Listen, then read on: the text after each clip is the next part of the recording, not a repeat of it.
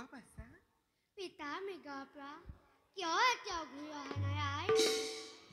আহিব আহিব বাছা পিতাৰা সোনকালে ঘূৰি আহিব মৃগয়াৰ পৰা তোমালৈ এটা সৰু হৰিণাৰ পোৱালি ধৰি আনিব। হৰিণা পোৱালি?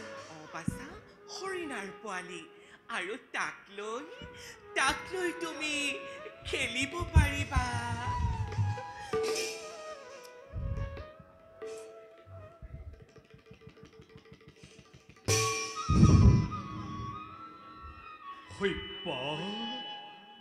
মহাৰাজ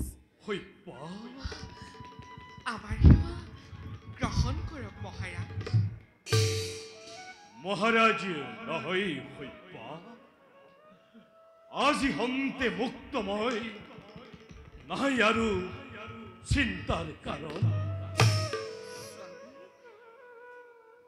কি হৈছে আপোনাৰ আজি হঠাৎ কিয় এনে মলিন বদন?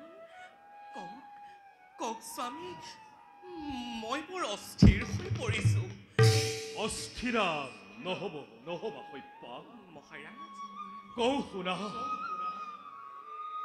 মহৰ্ষি বিশ্বামিত্ৰই কৰিছিল কঠোৰ তপস্যা ত্ৰিবিদ্যা সাধনৰ হেতু। স্বামী বন্দী কৰি ৰাখিছিল তিনি কন্যা।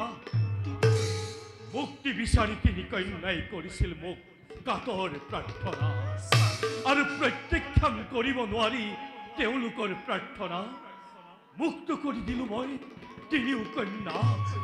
তাৰ পাছত কি হ'ল স্বামী? অপৰাধ ধৰিলে মুনিৰাজ। অপৰাধ? প্ৰতিজ্ঞাত আবদ্ধ হৈ মই ৰাজ্যধন সকলো মুনিবৰক কৰিল অৰ্পণ। পিতা পিতা পাছা পিতা